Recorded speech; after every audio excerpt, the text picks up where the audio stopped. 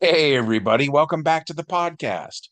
You're listening to the longest running superhero role playing game on Earth. I'm your host, the Game Master, and today we're talking about Superman. But before we get into that, smash that like button, make sure you're subscribed, and leave us a comment. That helps us with the YouTube algorithm, but also we love hearing from you guys. We've got an awesome community here, and that's thanks to you. So thank you so much for being here. So, all that said, let's dive in. The prologue of today's tale begins at the Daily Planet.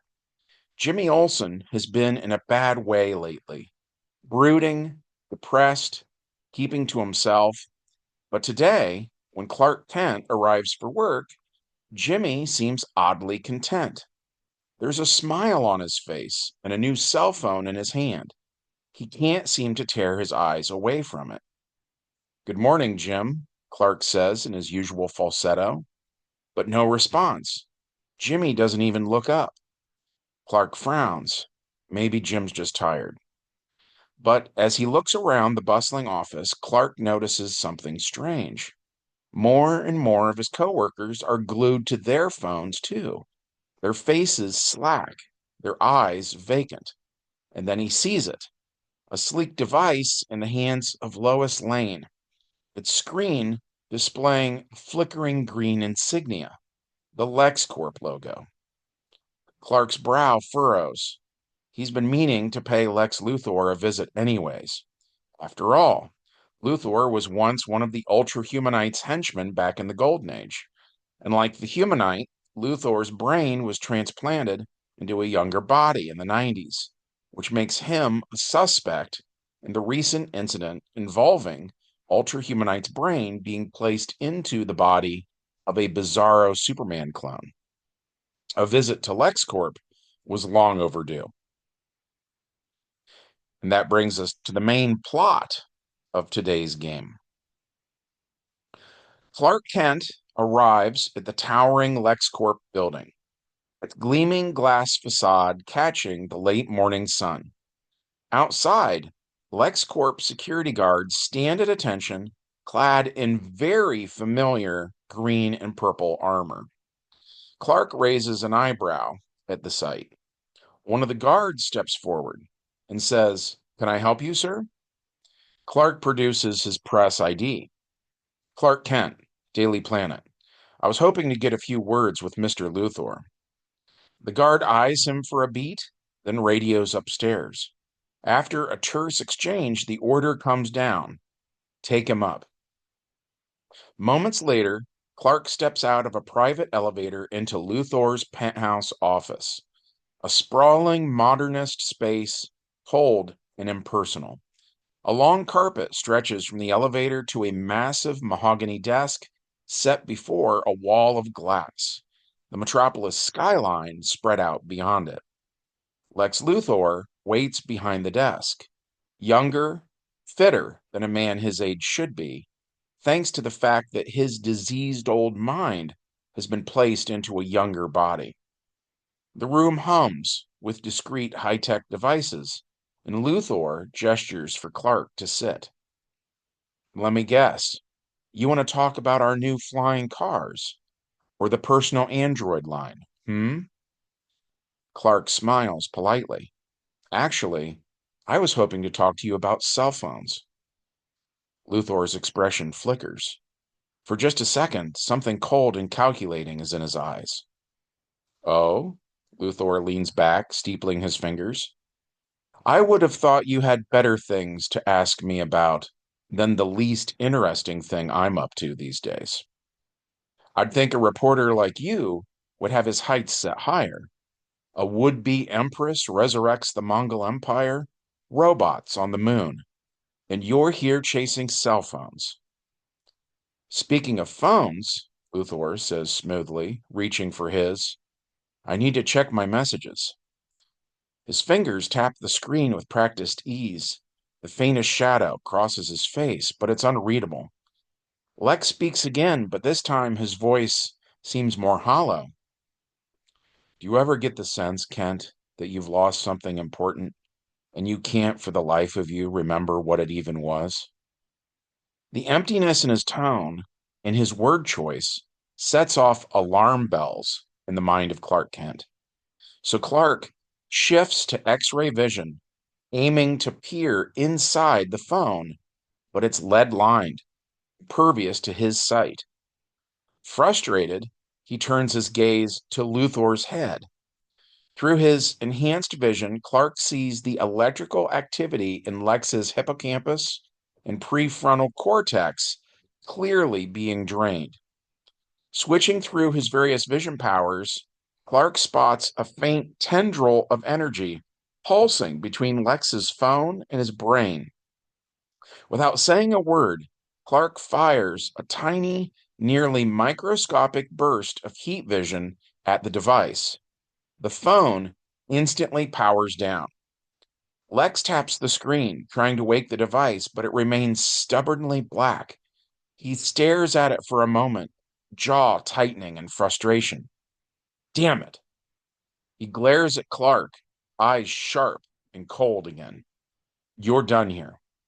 Clark raises an eyebrow, but Lex's tone brooks no argument. Get out. Clark nods and walks calmly towards the elevator. As the door slides shut behind him, Lex pulls out a secure comm device. His voice drops low, controlled, lethal. Corbin, a reporter, Clark Kent, has been poking around. Too many questions. Find him and deal with him. Miles away, Corbin, one of the Metallo brothers, grimly replied, I'm on it. A cold smile crept across his face. He then accessed his neural link, accessing Clark Kent's address through the internet using his mind. His eyes glowed faintly green, a sign of the Brainiac's Skelebot technology now fused within his body. Time to pay a visit, Corbin said. Later that night, at Clark Kent's apartment building, the elevator doors slid open with a soft hiss, and Corbin stepped out. He's like a Terminator, flesh on top, but something sinister and high tech just below the surface. Corbin walked silently from the elevator down the dim hallway towards the apartment door of Clark Kent. He paused before the door, gun in hand, then raised a fist and knocked once.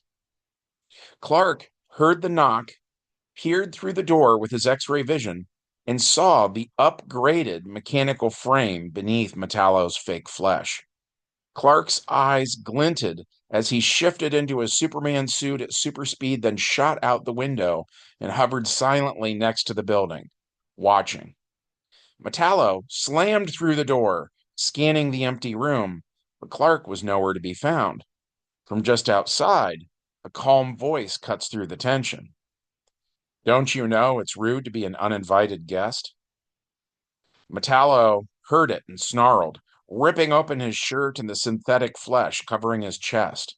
With a metallic hiss, the panel slid aside, revealing a glowing shard of gold kryptonite embedded deep within. The sinister golden light flared, its glow intensifying. Suddenly, a beam of searing yellow energy lanced towards Superman, but in a blur of motion, Superman dodged it, the blast shattering windows in the building across the street. In a blur, Superman shot down to street level, whisking pedestrians out of danger with bursts of super speed, clearing the sidewalk as glass rained down. Across the street, Metallo hurled himself from the apartment window, landing in a crouch with a bone jarring impact. Pavement cracked and split beneath him as he rose, his eyes fixed on his target. Metallo raised his chest, the gold kryptonite shard glowing dangerously brighter. Another searing yellow beam fired from his chest, slicing through the night. Superman moved clear of the blast, putting distance between himself and the deadly energy. The beam struck an oncoming self driving delivery truck, cleaving it in half with a burst of sparks and molten metal. Flaming wreckage scattered across the street as Metallo turned, tracking Superman's every move. Superman's eyes narrowed, twin beams of heat vision flaring to life. He focused them into a narrow, scalpel like thread of energy, slicing through the exposed wiring around the gold kryptonite in Metallo's chest. Sparks flew as critical connections were severed, the deadly glow of the kryptonite flickering. The severed wires lit up violently as the kryptonite was dislodged from Metallo's chest, tumbling to the pavement with a heavy crystalline clatter. Before Metallo could react, Superman drew in a deep breath and unleashed a concentrated blast of super breath. The force hit Metallo hard, hurling him backwards across the street and away from the gold kryptonite. He smashed through the glass doors of Clark Kent's apartment building, crashing into the lobby with a deafening impact. As Metallo slowly pulled himself out of the debris, he struggled to move without his power source. Meanwhile, using his super speed, Clark hurried to the nearby apartment balcony of Lois Lane, where he grabbed an oversized lead flower pot. Metallo crawled desperately towards the gold kryptonite, his movements slow and strained without his power source. Above him, Superman's eyes glowed as he fired a focused beam of heat vision at the lead flower pot, melting it into a molten, gooey mass. With precise control, Superman dropped the glowing glob of molten lead directly onto the kryptonite, trapping it beneath a searing heavy seal. Metallo hissed in frustration, pinned and powerless. Superman inhaled deeply and unleashed a powerful blast of super breath, the frigid air washing over the molten lead. The molten glob solidified instantly, encasing the gold kryptonite in a heavy, icy prison, entrapping Metallo as well. Frozen solid, the would-be assassin was helpless and contained. Which brings us to the epilogue of this adventure.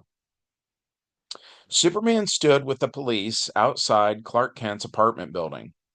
Metallo, encased in ice with only his head exposed, glared defiantly. A detective stepped forward. "What were you doing here, Metallo?" There was a pause before Metallo's voice came, cold and steady. "Just give me my lawyer." Superman watched silently, the night quiet, except for the cracking ice. As the police stood around the frozen Metallo, one officer pulled out a radio. "LexCorp, this is Metropolis SCU. We've got Metallo in custody, but he's too dangerous for us to hold here." Superman frowned, stepping closer. "Why call LexCorp? Why not the usual containment?" The officer shrugged. "We have a contract. LexCorp Security handles the tough cases now. Budget cuts hit hard. They've been firing officers every week. LexCorp's filling in the gaps." Superman's gaze hardened as a sleek LexCorp vehicle rolled up. A squad of LexCorp security officers stepped out, clad in the unmistakable green and purple armor. They moved quickly and efficiently, lifting the frozen Metallo and loading him into the high-tech vehicle. One of the armed guards turned to the officers and said, "We'll take custody of Metallo and the gold kryptonite, too." Superman stepped forward, his voice calm but firm. "I'll be taking the kryptonite to the Fortress of Solitude. It's safer there." The officers exchanged glances, then nodded reluctantly. Superman watched as the vehicle disappeared into the night, the weight of the evening settling over him. And that was it for this game session. We enjoyed playing it. As always, we hope that you liked hearing about it.